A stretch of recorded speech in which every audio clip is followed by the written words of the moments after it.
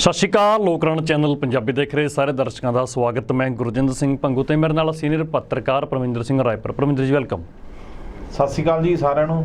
ਗੁਰਜਿੰਦਰ ਜੀ ਧੰਨਵਾਦ ਜੀ। ਦੋਸਤੋ, ਮਰਨ ਵਾਲਿਆਂ ਦਾ ਪੁੱਤ ਮਰ ਗਿਆ, ਸਿਆਸਤਦਾਨਾਂ ਨੂੰ ਨਵੇਂ ਰਾਹ ਲੱਭ ਗਏ। ਦੂਜੇ ਪਾਸੇ ਇੱਕ ਗੱਲ ਵੀ ਪ੍ਰਚਾਰੀ ਜਾਂਦੀ ਹੈ, ਇੱਕ ਨੈਰੇਟਿਵ ਸੈੱਟ ਕੀਤਾ ਜਾਂਦਾ ਕਿ ਸਿਆਸਤ ਤਾਂ ਗੰਦਲੀ ਹੋ ਗਈ, ਆਮ ਘਰਾਂ ਦੇ ਧੀਆਂ ਪੁੱਤ ਦੂਰ ਰਹਿਣ ਇਸ ਸਿਆਸਤ ਤੋਂ। ਦੂਜੇ ਪਾਸੇ ਇੱਕ ਨੈਰੇਟਿਵ ਥੱਲਿਓਂ ਬਿਲਡ ਕੀਤਾ ਜਾਂਦਾ ਕਿ ਸਾਡੀ ਰਾਜਨੀਤੀ ਦੇ ਵਿੱਚ ਦਿਲਚਸਪੀ ਨਹੀਂ ਹੈਗੀ। ਫਿਰ ਇਹਦੇ ਤੇ ਸੁਕਰਾਤ ਕਹਿੰਦਾ ਕਿ ਤੁਹਾਡੀ ਦਿਲਚਸਪੀ ਉਦੋਂ ਪੈਦਾ ਹੋਊਗੀ ਜਦੋਂ ਤੁਹਾਨੂੰ ਅਗਲੇ ਗੋਲੀਆਂ ਮਾਰ ਕੇ ਮਾਰ ਦੇਣਗੇ। ਆਹੀ ਕੁਛ ਸਿੱਧੂ ਮੂਸੇਵਾਲੇ ਦੇ ਨਾਲ ਵਾਪਰਿਆ। ਹੁਣ ਸਾਰੀ ਸਿਆਸੀ ਪਾਰਟੀਆਂ ਦੇ ਲੀਡਰ ਘਰ ਪਹੁੰਚ ਕਰ ਰਹੇ ਨੇ, ਪਰਿਵਾਰ ਨਾਲ ਦੁੱਖ ਵੰਡਾ ਰਹੇ ਨੇ। ਉਹ ਚਲੋ ਚੰਗੀ ਗੱਲ ਹੈ, ਇਨਸਾਨ ਹੋਣ ਦੇ ਨਾਤੇ ਕਿਤੇ ਨਾ ਕਿਤੇ ਜਾ ਕੇ ਨਾਲ ਖੜਨਾ ਬਣਦਾ ਵੀ ਹੈ। ਪਰ ਜਦੋਂ ਸਿਆਸਤਾਂ ਹੱਦੋਂ ਵੱਧ ਗਿਰ ਜਾਣ, ਰਾਜ ਕਰ ਚੁੱਕੀਆਂ ਜੋ ਧਿਰਾਂ ਨੇ, ਜਿਨ੍ਹਾਂ ਧਿਰਾਂ ਦੀ ਰਾਜ ਦੇ ਵਿੱਚ ਆਹ ਗੈਂਗਸਟਰ ਪਣਪੇ ਜਾਂ ਆਹ ਪੈਦਾ ਹੋ ਗਏ, ਅੱਜ ਉਹ ਕਿਹੜੇ ਮੂੰਹ ਨਾਲ ਕਹਿੰਦੇ ਨੇ ਕਿ ਜੇਲ੍ਹਾਂ ਤੋਂ ਇਹਨਾਂ ਦਾ ਨੈਕਸਸ ਚੱਲਦਾ। ਸੁਖਜਿੰਦਰ ਰੰਧਾਵਾ ਬੋਲਿਆ, ਉਹ ਕਹਿੰਦੇ ਕਿ ਜੇਲ੍ਹਾਂ ਤੋਂ ਬੈਠੇ ਆਪਣਾ ਕਾਰੋਬਾਰ ਚਲਾਉਂਦੇ ਨੇ। ਤੁਹਾਡੀ 5 ਸਾਲ ਸਰਕਾਰ ਸੀ, ਤੁਸੀਂ ਕੀ ਕੀਤਾ? ਦੂਜੇ ਪਾਸੇ ਅਕਾਲੀ ਦਲ ਦਾ ਵੀ ਰਾਜ ਰਿਹਾ, ਉਹ ਵੀ ਅੱਜ ਕਹਿ ਰਹੇ ਨੇ। ਹਾਲਾਂਕਿ ਸੁਖਬੀਰ ਸਿੰਘ ਬਾਦਲ ਪਹਿਲਾਂ ਕਹਿੰਦੇ ਸੀ ਕਿ ਸਿੱਧੂ ਮੂਸੇਵਾਲੇ ਦਾ ਤਾਂ ਉਹ ਗੈਂਗਸਟਰ ਹੈ, ਉਹਦੇ ਗੈਂਗਸਟਰਾਂ ਦੇ ਨਾਲ ਸੰਬੰਧ ਨੇ।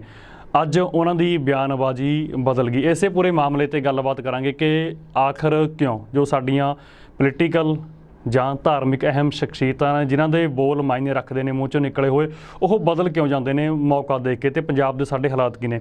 ਪਰਮਿੰਦਰ ਜੀ, ਅੱਜ ਭਗਵੰਤ ਮਾਨ ਹੋਰੀ ਵੀ ਪਹੁੰਚੇ। ਹਾਲਾਂਕਿ ਇੱਕ ਦਿਨ ਪਹਿਲਾਂ ਅਰਵਿੰਦ ਕੇਜਰੀਵਾਲ ਨਾਲ ਮੁਲਾਕਾਤ ਕੀਤੀ। ਲੋਕ ਕਹਿੰਦੇ ਕਿ ਉੱਥੋਂ ਪਰਮਿਸ਼ਨ ਲੈ ਕੇ ਆਇਓ ਗੱਲਬਾਤ ਕਰਨ ਦੇ ਲਈ। ਜੇਕਰ ਤੁਸੀਂ ਸਿਆਸਤਦਾਨ ਹੁੰਦਿਆਂ ਨਹੀਂ ਜਾਣਾ ਸੀ, ਇੱਕ ਕਲਾਕਾਰ ਤਾਂ ਹੈ ਸੀ, ਤੁਸੀਂ ਕਲਾਕਾਰਾਂ ਦੀ ਇੱਜ਼ਤ ਕਰਦੇ ਹੋ, ਕਲਾ ਦਾ ਮੁੱਲ ਤੁਸੀਂ ਤਾਰਦੇ ਹੋ, ਤੁਸੀਂ ਆਪਣੇ ਮਾਣ ਸਨਮਾਨ ਦੇ ਰਾਹੀਂ ਤੁਸੀਂ ਪਹਿਲਾਂ ਕਿਉਂ ਨਾ ਆਹ ਕੁਛ ਅਪਣਾਇਆ, ਅਤੇ ਕਿਵੇਂ ਦੇਖਦੇ ਹੋ ਉਹਨਾਂ ਦੀ ਉੱਥੇ ਘਰ ਦੀ ਫੇਰੀ ਨੂੰ? ਦੇਖੋ, ਜਦੋਂ ਬੰਦਾ ਸਿਆਸਤ ਦੇ ਵਿੱਚ ਆ ਜਾਂਦਾ ਨਾ ਗੁਰਜਿੰਦਰ ਜੀ, ਤਾਂ ਫਿਰ ਹਰ ਇੱਕ ਸਟੈਪ ਦੇ ਉੱਤੇ, ਹਰ ਇੱਕ ਮੁਫਾਦ 'ਤੇ, ਹਰ ਇੱਕ ਪੱਖ ਨਾਲ ਜੋੜ ਕੇ ਸਿਆਸਤ ਨੂੰ ਦੇਖਿਆ ਜਾਣਾ ਲੱਗਦਾ ਹੈ। ਉਹ ਮਤਲਬ ਜੋੜ ਵੀ ਲੈਂਦੇ ਆ, ਜੋੜਨਾ ਵੀ ਉਹਨਾਂ ਨੂੰ ਚਾਹੀਦਾ ਹੁੰਦਾ ਹੈ। ਕੁਛ ਸਮੇਂ ਦੀ ਮੰਗ ਕਹਿ ਲਓ, ਉਹਨਾਂ ਦੇ ਫਿਊਚਰ ਦੀ ਕਹਿ ਲਓ, ਉਹਨਾਂ ਦੇ ਪੀੜ੍ਹੀ ਦਰ ਪੀੜ੍ਹੀ ਜਿਹੜੀ ਗੱਲ ਚੱਲਦੀ ਹੈ, ਫਿਊਚਰ ਬੱਚਿਆਂ ਦੀ ਗੱਲ ਕਰਦੇ ਹਾਂ, ਉਹਦੇ ਨਾਲ ਜੋੜ ਕੇ ਦੇਖਿਆ ਜਾਂਦਾ। ਤਾਂ ਉਹ ਸਿਰਫ ਅਤੇ ਸਿਰਫ ਉਹਨਾਂ ਨੂੰ ਸਿਆਸਤ ਹੀ ਫੋਕਸ ਹੁੰਦੀ ਹੈ।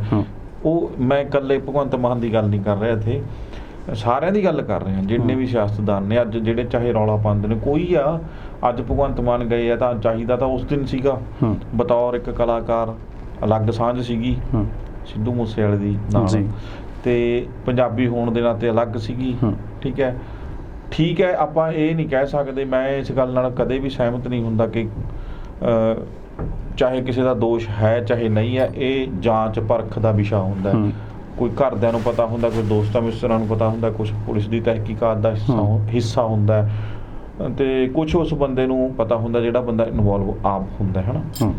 ਅਤੇ ਮੈਂ ਇਸ ਗੱਲ ਨਾਲ ਸਹਿਮਤ ਹਾਂ ਕਿ ਜਦੋਂ ਬੰਦਾ ਜਾਨ ਤੋਂ ਚਲਾ ਜਾਂਦਾ ਹੈ, ਜਿਸ ਬੰਦੇ ਦੀ ਜਾਨ ਹੀ ਚਲੀ ਗਈ, ਜਿਹੜਾ ਜਹਾਨੋਂ ਤੁਰ ਹੀ ਗਿਆ, ਠੀਕ ਹੈ, ਉਹਦਾ ਪਿਛੋਕੜ ਕੀ ਸੀ ਜਾਂ ਕੀ ਕੀਤਾ ਉਹਨੇ, ਉਹ ਗੱਲ ਵੱਖਰੀ ਕਰਕੇ ਇੱਕ ਹਮਦਰਦੀ ਦੇ ਨਾਤੇ ਮਾਂ ਪਿਓ ਨਾਲ ਜਾਂ ਉਹਦੇ ਭੈਣ ਭਰਾ ਨਾਲ ਜਾਂ ਉਹਦੇ ਸਕੇ ਸੰਬੰਧੀਆਂ ਨਾਲ ਇੱਕ ਦੁੱਖ ਹੈ, ਜਿਹੜਾ ਦੁੱਖ ਵੰਡਾਇਆ ਜਾਣਾ ਇਨਸਾਨ ਹੋਣ ਦੇ ਨਾਤੇ ਜਿਹੜਾ ਤੁਹਾਡਾ ਫਰਜ਼ ਹੈ, ਇਨਸਾਨੀਅਤ ਦੇ ਤੌਰ 'ਤੇ ਉਹ ਹਰ ਇੱਕ ਬੰਦੇ ਦੇ, ਚਾਹੇ ਉਹ ਪੋਲੀਟੀਸ਼ੀਅਨ ਹੈ, ਚਾਹੇ ਉਹ ਪੁਲਿਸ 'ਚ ਹੈ, ਚਾਹੇ ਸਿਵਲ 'ਚ ਹੈ, ਚਾਹੇ ਕੋਈ ਆਮ ਬੰਦਾ ਹੈ, ਚਾਹੇ ਜੋ ਦੋਸਤ ਮਿੱਤਰ ਰਿਸ਼ਤੇਦਾਰ ਤਾਂ ਹੁੰਦੇ ਹੀ ਨਹੀਂ ਹੈ ਨਾ। ਉਹ ਵੱਖਰੀ ਗੱਲ ਹੈ ਇੱਕ ਕਿ ਦੁੱਖ ਵੰਡਣ ਨਾਲ ਘੱਟ ਜਾਂਦਾ ਹੈ, ਸੁੱਖ ਵੰਡਿਆ ਦੁੱਗਣਾ ਹੋ ਜਾਂਦਾ ਹੈ। ਇਸ ਮਕਸਦ ਨਾਲ ਜਾਇਆ ਜਾਣਾ ਚਾਹੀਦਾ ਸੀਗਾ। ਪਰ ਹੁਣ ਜੇ ਗਏ ਹੈ ਤਾਂ ਮੈਂ ਸੋਚਦਾ ਕਿ ਚਾਹੇ ਪੋਲੀਟੀਕਲ ਦੌਰਾ ਹੈ, ਕਿਤੇ ਨਾ ਕਿਤੇ ਮਾਂ ਬਾਪ ਨੂੰ ਕੋਈ ਢਾਰਸ ਮਿਲਦਾ ਹੈ, ਸਹਾਰਾ ਮਿਲਦਾ, ਕੁਛ ਮਦਦ ਦੀ ਜਿਹੜੀ ਆਸ ਹੁੰਦੀ ਹੈ ਕਿ ਸਾਡੇ ਬੱਚੇ ਲਈ ਆਹ ਚੀਜ਼ ਹੋ ਸਕਦੀ ਹੈ, ਉਹ ਚੀਜ਼ ਦੀ ਆਸ ਵੱਧਦੀ ਹੈ। ਇਸ ਨੂੰ ਵੀ ਮੈਂ ਪੋਜ਼ੀਟਿਵ ਲੈ ਲੈਂਦਾ ਫਿਲਹਾਲ ਦੀ ਘੜੀ। ਲੇਕਿਨ ਹੁਣ ਜੇ ਆਪਾਂ ਸਾਰੇ ਪੋਲੀਟੀਸ਼ੀਅਨਾਂ ਨੂੰ ਕਿਹੜੀ ਹਿੱਸਾ ਪਾਈਏ, ਜੇ ਅੱਜ ਜਿਹੜੇ ਪੋਲੀਟਿਕਸ ਕਰ ਰਹੇ ਨੇ ਇਸ ਮੁੱਦੇ 'ਤੇ, ਹੋਣੀ ਨਹੀਂ ਸੀ ਚਾਹੀਦੀ। ਮੈਂ ਕੱਲ ਨਾਲੋਂ ਸਿੱਧੂ ਮੂਸੇਵਾਲੇ ਦੇ ਨਾਲ ਸਹਿਮਤ ਸੀ ਕਿ ਉਹ ਸੱਚ ਬੋਲਦਾ ਸੀਗਾ, ਜਾਂ ਕਹਿ ਲਓ ਪੱਲੜਪਣਾ ਸੀ ਹਾਲੇ ਉਹਦੇ 'ਚ, ਜਾਂ ਇਹਨਾਂ ਸਿਆਸਤਾਂ ਦੀ ਰਮਜ ਨਹੀਂ ਸਮਝ ਸਕਿਆ ਉਹ ਬੰਦਾ, ਇਸ ਕਰਕੇ ਉਹਨੂੰ ਜਾਨ ਤੋਂ ਹੱਥ ਧੋਣਾ ਪੈ ਗਿਆ। ਉਹ ਸਿਆਸਤ ਦੀ ਬਲੀ ਹੀ ਚੜਿਆ। ਇਹ ਚਾਹੇ ਉਹ ਗੈਂਗਸਟਰ ਨੇ, ਚਾਹੇ ਕੋਈ ਲੁਟੇਰੇ ਨੇ, ਚਾਹੇ ਕੋਈ ਚੋਰ ਹੈ, ਉਚੱਕਾ ਹੈ, ਛੋਟਾ ਅਪਰਾਧੀ ਹੈ, ਵੱਡਾ ਅਪਰਾਧੀ ਹੈ, ਇਸ ਗੱਲ ਨਾਲ ਮੈਂ ਸਹਿਮਤ ਹਾਂ, ਸਾਰੇ ਸਹਿਮਤ ਹੋਣਗੇ ਕਿ ਬਿਨਾਂ ਸ਼ੈ ਤੋਂ ਇਹ ਨਈ ਚੀਜ਼ ਚੱਲਦੀ। ਉਹ ਪੋਲੀਟੀਕਲ ਸ਼ੈ ਹੁੰਦੀ ਹੈ। ਠੀਕ ਹੈ। ਅੱਜ ਚਾਹੇ ਉੱਥੇ ਰਾਜਾ ਵੜਿੰਗ ਜਾ ਰਿਹਾ ਹੈ, ਉਹ ਕਹਿੰਦਾ ਜੀ ਸਰਕਾਰ ਜ਼ਿੰਮੇਵਾਰ ਆ। ਇੰਨੇ ਆਧੁਨਿਕ ਹਥਿਆਰ ਦੀ ਵਰਤੋਂ ਹੋਈ ਹੈ, ਆਧੁਨਿਕ ਹਥਿਆਰ ਦੀ ਵਰਤੋਂ ਹੋਈ ਹੈ। ਉੱਥੇ ਜੇ 2 ਕਮਾਂਡੋ ਹੋਰ ਨਾਲ ਹੁੰਦੇ ਵੀ, 4 ਹੁੰਦੇ ਤਾਂ ਵੀ ਕੀ ਫਰਕ ਪੈਣਾ ਸੀ। ਜਿਸ ਬੰਦੇ ਦਾ ਫੋਕਸ ਇਹੀ ਸੀ ਕਿ ਅਸੀਂ ਸਿੱਧੂ ਮੂਸੇਵਾਲਾ ਤੇ ਇਸ ਤਰ੍ਹਾਂ ਦਾ ਅਟੈਕ ਕਰਨਾ ਕਿ ਉਹ ਬਚੇ ਨਾ। ਠੀਕ ਹੈ। ਉਹ ਕੋਈ ਵੀ ਹੋਵੇ, ਸਿੱਧੂ ਮੂਸੇਵਾਲਾ ਨਹੀਂ, ਉਸ ਬੱਚੇ ਦੀ ਜਾਨ ਗਈ, ਠੀਕ ਹੈ। ਉਸ ਤੋਂ ਉੱਪਰ ਤਾਂ ਕੁਛ ਹੈ ਹੀ ਨਹੀਂ ਦੁੱਖ ਮਾਂ-ਬਾਪ ਲਈ, ਤਾਂ ਅਸੀਂ ਉਹਨਾਂ ਨਾਲ ਪੂਰੀ ਹਮਦਰਦੀ ਕਰਦੇ ਹਾਂ। ਪਰ ਜੇ ਬੰਦਾ ਫੋਕਸ ਕਰਕੇ ਗਿਆ ਕਿ ਇਹਨੂੰ ਕੋਈ ਵੀ ਬੰਦਾ ਵੀ ਇਸ ਬੰਦੇ ਨੂੰ ਮਾਰਨਾ ਅਸੀਂ ਨੇ, ਤਾਂ ਚਾਹੇ 2 ਹੋਣ 4 ਹੋਣ, ਬੰਦਾ ਪੂਰੀ ਰੇਕੀ ਕੀਤੀ ਗਈ ਹੈ, ਜਿੱਦਾਂ ਪੁਲਿਸ ਦੀ ਜਾਂਚ ਦੱਸ ਰਹੀ ਹੈ ਤੇ ਰੇਕੀ ਕਰਕੇ ਬੰਦੇ ਨੂੰ ਇਸ ਤਰ੍ਹਾਂ, ਉਹ ਹੁਣ ਰਾਜਨੀਤੀ ਦਾ ਵਿਸ਼ਾ ਬਣ ਜਾਂਦਾ ਕਿ ਰਾਜਾ ਵੜਿੰਗ ਹੋਰੀ ਜਾਂ ਹੋਰ ਇੱਦਾਂ ਦੇ ਬਿਆਨ ਦਿੰਦੇ ਨੇ। ਜੇ ਉਹਨਾਂ ਨੂੰ ਪੁੱਛਿਆ ਜਾਵੇ ਪੋਲੀਟੀਸ਼ੀਅਨਾਂ ਨੂੰ ਕਿ ਤੁਹਾਡੇ ਸਰਕਾਰ ਵੇਲੇ ਕਤਲ ਕੋਈ ਹੋਇਆ ਨਹੀਂ, ਉਸ ਟਾਈਮ ਮੁਸਤੈਦੀਆਂ ਸੀਗੀਆਂ, ਉਸ ਟਾਈਮ ਸਰਕਾਰੀ ਜ਼ਿੰਮੇਵਾਰੀਆਂ ਨਹੀਂ ਬਣਦੀਆਂ ਸੀਗੀਆਂ, ਫਿਰ ਕਹਿ ਦੇਣਗੇ ਜੀ CM ਫਲਾਣਾ ਸੀ। ਜੇ CM ਫਲਾਣਾ ਸੀ, ਤੁਸੀਂ ਕਦੇ ਉਸ ਪਰਿਵਾਰ ਨਾਲ ਖੜੇ ਉੱਦਾਂ ਜਿੱਦਾਂ ਖੜਨਾ ਚਾਹੀਦਾ ਸੀ? ਤੁਸੀਂ ਸਰਕਾਰ ਡੇਗੀ ਆਪਣੀ, ਤੁਸੀਂ ਆਪਣੇ CM ਨੂੰ ਘੇਰਿਆ ਕਦੇ? ਜੀ, ਮਾਂ ਦਾ ਪੁੱਤ ਤਾਂ ਮਾਂ ਦਾ ਪੁੱਤ ਹੀ ਹੈ ਨਾ। ਚਾਹੇ ਅੱਜ ਕੋਈ ਕਿਸੇ ਦੀ ਵੀ ਕਿੱਡਾ ਵੀ ਵੱਡਾ ਅਪਰਾਧੀ ਹੋਵੇ, ਇਹ ਤਾਂ ਫੇਰ ਵੀ ਬੰਦਾ ਚਲੋ ਇੰਟਰਨੈਸ਼ਨਲ ਲੈਵਲ ਤੇ ਕਿਸੇ ਖਾਸ ਕਾਰਨ ਕਰਕੇ, ਚੰਗੇ ਵਾਲੇ ਪਾਸੇ, ਗਾਇਕੀ ਵਾਲੇ ਪਾਸੇ ਕਰਕੇ ਮਸ਼ਹੂਰ ਹੋਇਆ ਸੀ। ਮੈਂ ਕਹਿੰਦਾ ਕੋਈ ਕਿੱਡਾ ਵੱਡਾ ਵੀ ਅਪਰਾਧੀ ਹੋਵੇ, ਜੇ ਉਹਦੀ ਜਾਨ ਜਾਂਦੀ ਹੈ ਤਾਂ ਮਾਂ-ਬਾਪ ਨੂੰ ਤਾਂ ਉਨਾ ਹੀ ਦੁੱਖ ਹੁੰਦਾ ਨਾ ਪੁੱਤ ਗਏ ਦਾ। ਉਹ ਅਪਰਾਧੀ ਥੋੜੀ ਜਾਂਦਾ ਮਾਂ-ਬਾਪ ਵਾਸਤੇ, ਮਾਂ ਵਾਸਤੇ ਜਾਂ ਪਿਓ ਵਾਸਤੇ ਤਾਂ ਉਹਨਾਂ ਦਾ ਪੁੱਤ ਜਾਂਦਾ, ਭੈਣ ਵਾਸਤੇ ਭਰਾ ਜਾਂਦਾ। ਜੇ ਇਹ ਨਾ ਪੋਲੀਟੀਸ਼ੀਅਨਾਂ ਨੂੰ ਪੁੱਛੇ ਤੁਹਾਡੇ ਰਾਜ ਦੇ ਵਿੱਚ ਕਿੰਨੇ ਹੀ ਪੁੱਤ ਮਰੇ ਨੇ, ਕਾਂਗਰਸ ਦੇ ਰਾਜ 'ਚ ਹਜ਼ਾਰਾਂ ਐਨਕਾਊਂਟਰ ਹੋਏ ਨੇ, ਉਹ ਨਹੀਂ ਪੁੱਤ ਗਏ ਕਿਸੇ ਦੇ। ਤੁਸੀਂ ਅੱਜ ਰਾਜਨੀਤੀ ਕਰਨ ਵਾਸਤੇ ਇੱਥੇ ਆ ਜਾਂਦੇ ਹੋ। ਮੈਂ ਸਾਰਿਆਂ ਨੂੰ ਗੱਲ ਕਰਦਾ, ਚਾਹੇ ਸਿਮਰਜੀਤ ਸਿੰਘ ਮਾਨ ਹੋਣੀ ਨੇ, ਉਹ ਵੀ ਗੱਲ ਕਰਦੇ ਨੇ, ਬਜ਼ੁਰਗੀ ਅਵਸਥਾ ਉਹਨਾਂ ਦੀ, ਉਹ ਗੱਲ ਕਰਦੇ ਨੇ, ਆਵਾਜ਼ ਮਾਰਦੇ ਨੇ ਕਿ ਮੈਂ ਆ ਗਿਆ ਜੀ, ਸਿੱਧੂ ਮੂਸੇਵਾਲਾ ਤੂੰ ਕਿੱਥੇ ਆ? ਠੀਕ ਹੈ। ਇੱਦਾਂ ਦੀ ਮੈਨੂੰ ਮਤਲਬ ਸਮਝ ਨਹੀਂ ਆਉਂਦੀ ਕਿ ਲੋਕਾਂ ਨੂੰ ਇੱਦਾਂ ਮੂਰਖ ਕਿਉਂ ਬਣਾਇਆ ਜਾਂਦਾ, ਇੱਦਾਂ ਦੀਆਂ ਗੱਲਾਂ ਕਿਉਂ ਕੀਤੀਆਂ ਜਾਂਦੀਆਂ ਨੇ, ਕਿਉਂ ਰਾਜਨੀਤੀ ਕਰ ਰਹੇ ਆ ਇਹ ਉਸ ਦੀ ਮੌਤ ਦੇ ਉੱਤੇ?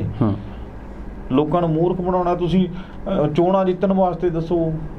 ਨਹੀਂ, ਮੈਨੂੰ ਇੱਕ ਗੱਲ ਦੀ ਸਮਝ ਨਹੀਂ ਪਰਮਿੰਦਰ ਜੀ ਆਉਂਦੀ ਕਿ ਸਿਆਸਤਦਾਨ ਜ਼ਿਆਦਾ ਚਲਾਕ ਨੇ ਜਾਂ ਫਿਰ ਲੋਕਾਂ ਨੂੰ ਮੂਰਖ ਸਮਝਦੇ ਨੇ। ਲੋਕ ਮੂਰਖ ਬਣੇ ਹੋਏ ਨੇ, ਲੋਕ ਮੂਰਖ ਨੇ, ਇਹਨਾਂ ਦੀ ਗੱਲਾਂ ਚ ਆ ਦਿੰਦੇ ਨੇ।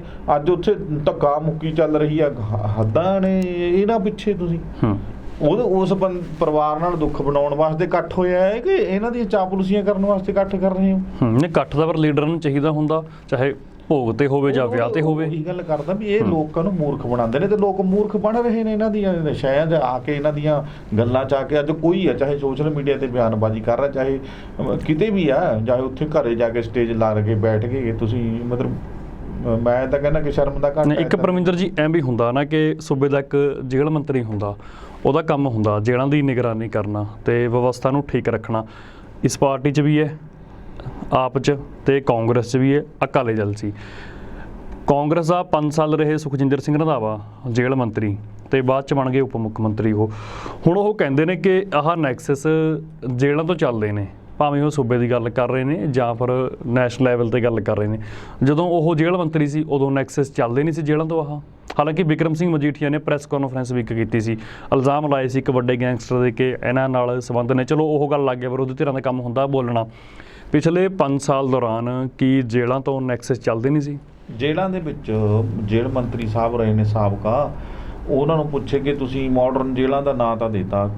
ਮੈਂ ਤਾਂ ਪਹਿਲਾਂ ਵੀ ਕਈ ਵਾਰ ਮੁੱਦੇ ਉਠਾਏ ਨੇ, ਛੋਟੀ ਜਿਹੀ ਗੱਲ ਹੈ, ਤੰਬਾਕੂ, ਬੀੜੀ, ਸਿਗਰਟ ਜਾਣਾ ਅੰਦਰ ਜੇਲ੍ਹ ਦੇ, ਮੋਬਾਈਲ ਚਲੇ ਜਾਣਾ ਅੰਦਰੋਂ, ਅਕਾਊਂਟ ਚੱਲਣੇ ਫੇਸਬੁੱਕ ਜਾਂ ਟਵਿੱਟਰ, ਠੀਕ ਹੈ, ਵੀਡੀਓ ਬਣਾ ਕੇ ਸ਼ੇਅਰ ਹੋ ਜਾਣੀਆਂ, ਤੇ ਤੁਸੀਂ ਕਹਿੰਦੇ ਹੋ ਜੇਲ੍ਹਾਂ 'ਚ ਨੈਕਸਸ ਹੈ। ਅੱਜ ਪਤਾ ਲੱਗ ਰਿਹਾ ਆਮ ਆਦਮੀ ਦੀ ਸਰਕਾਰ ਆ ਗਈ, ਆਮ ਆਦਮੀ ਪਾਰਟੀ ਦੀ ਸਰਕਾਰ ਆ ਗਈ, ਤਾਂ ਤੁਹਾਨੂੰ ਪਤਾ ਲੱਗਣ ਲੱਗਿਆ। ਹੁਣ ਜਦੋਂ ਤੁਹਾਡੇ ਹੱਥ 'ਚ ਕਮਾਂਡ ਸੀ, ਤੁਸੀਂ ਕੀ ਕੀਤਾ ਬਈ?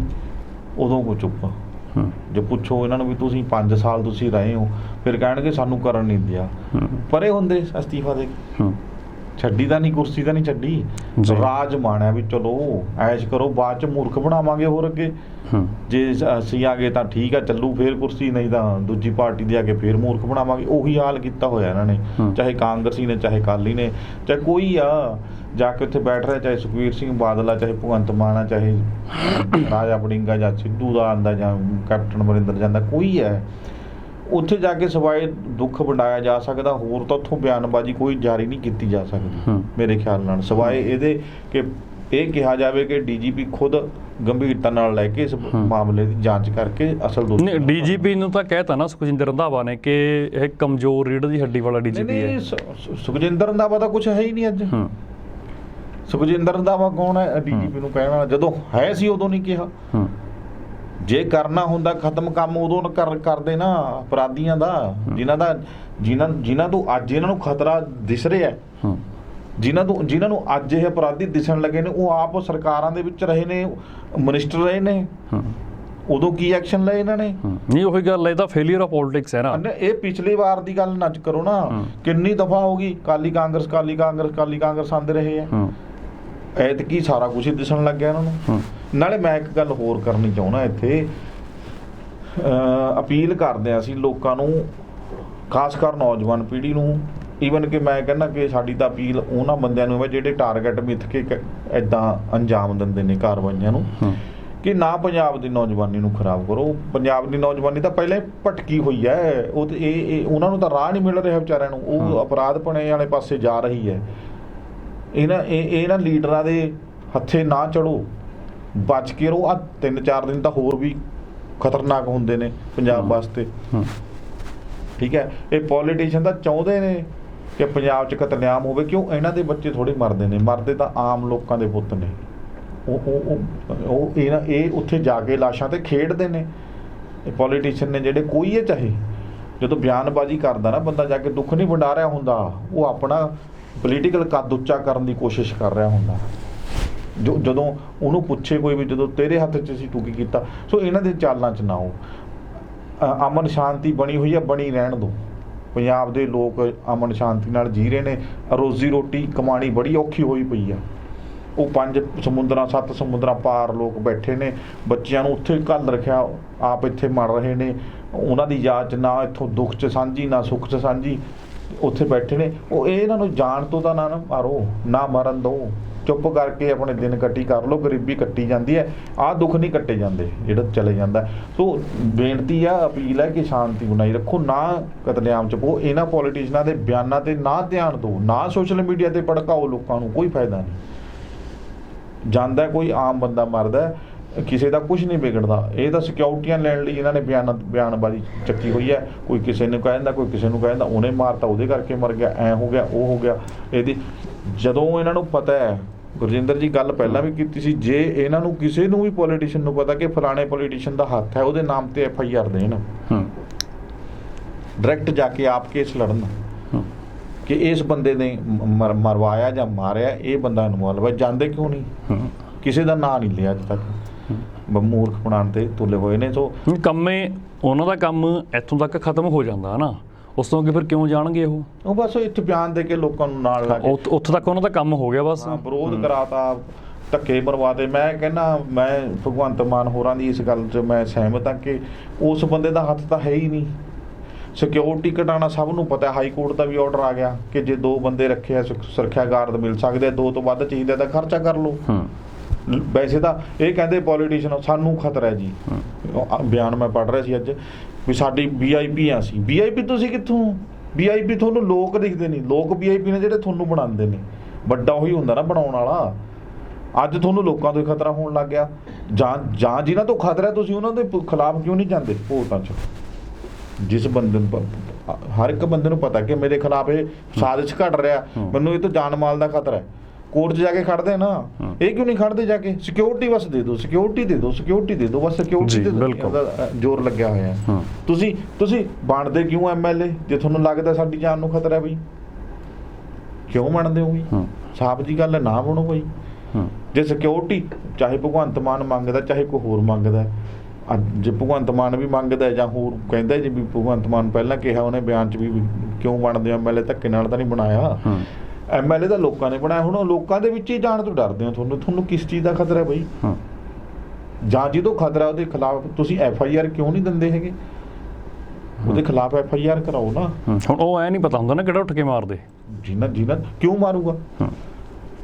ਕਿਸੇ ਹਰ ਇੱਕ ਨੂੰ ਪਤਾ ਨਹੀਂ ਹੁੰਦਾ ਵੀ ਮੇਰਾ ਆਹ ਬੰਦਾ ਦੋਸ਼ੀ ਹੈ, ਮੈਨੂੰ ਮਰਵਾਊਗਾ ਜਾਂ ਮੈਂ ਇਹਦਾ ਗੁਨਾਹ। ਕਈ ਵਾਰ ਮਹਾਸ਼ਕਤੀਆਂ ਦਾ ਬੰਦਾ ਸ਼ਿਕਾਰ ਵੀ ਹੋ ਜਾਂਦਾ, ਕਿਸੇ ਬੰਦੇ ਨੂੰ ਮਾਰ ਕੇ ਜੇਕਰ ਮਾਹੌਲ ਖਰਾਬ ਹੁੰਦਾ ਕਿ ਪੋਲੀਟੀਕਲ ਲਾਈਨ ਦੇ ਵਿੱਚ ਆ ਕੇ ਪੋਲੀਟੀਸ਼ੀਅਨ ਬਣ ਕੇ ਸਾਨੂੰ ਇਹਨਾਂ ਚੀਜ਼ਾਂ ਦਾ ਖਤਰਾ ਹੈਗਾ, ਫਿਰ ਨਾ ਜਾਓ ਜੇ ਮਰਨ ਤੋਂ ਡਰਦੇ ਹੋ।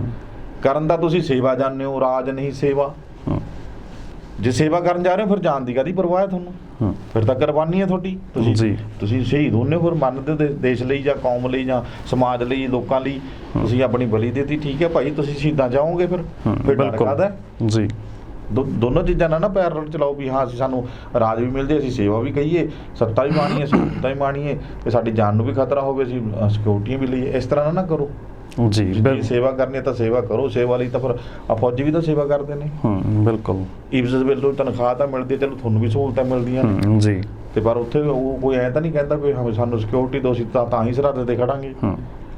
ਐਂ ਤਾਂ ਨਹੀਂ ਕਹਿੰਦਾ ਕੋਈ। ਪਤਾ ਵੀ ਮੇਰੀ ਡਿਊਟੀ ਹੈ, ਮੈਂ ਲੜਨਾ ਹੈ ਤੇ ਜਾਨ ਵੀ ਜਾ ਸਕਦੀ ਹੈ। ਬਿਲਕੁਲ। ਤੇ ਦੇਸ਼ ਦੇ ਜੇ ਸਮਾਜ ਸੁਧਾਰਨਾ, ਤੁਹਾਨੂੰ ਪਤਾ ਕਿ ਜਾਨ ਵੀ ਜਾ ਸਕਦੀ ਹੈ, ਤਾਂ ਲੜੋ ਤੁਸੀਂ ਅੱਗੇ ਆ ਕੇ, ਫਰੰਟ ਤੇ ਆਓ ਸਗੋਂ। ਜੀ ਬਿਲਕੁਲ। ਪਰਮਿੰਦਰ ਜੀ ਬਹੁਤ ਬਹੁਤ ਸ਼ੁਕਰੀਆ ਵਿਚਾਰ ਚਰਚਾ ਕਰਨ ਦੇ ਲਈ, ਤੁਹਾਡਾ ਧੰਨਵਾਦ। ਸ਼ੁਕਰੀਆ ਗੁਰਜਿੰਦਰ ਜੀ। ਦੋਸਤੋ, ਸਾਡੇ ਨਾਲ ਜੁੜੇ ਹੋਏ ਸੀ ਸੀਨੀਅਰ ਪੱਤਰਕਾਰ ਪਰਮਿੰਦਰ ਸਿੰਘ ਰਾਏਪੁਰ। ਤੁਸੀਂ ਬਣੇ ਰਹੋ ਤੁਹਾਡੇ ਆਪਣੇ ਚੈਨਲ ਲੋਕਰਣ ਚੈਨਲ ਪੰਜਾਬੀ ਦੇ। ਧੰਨਵਾਦ।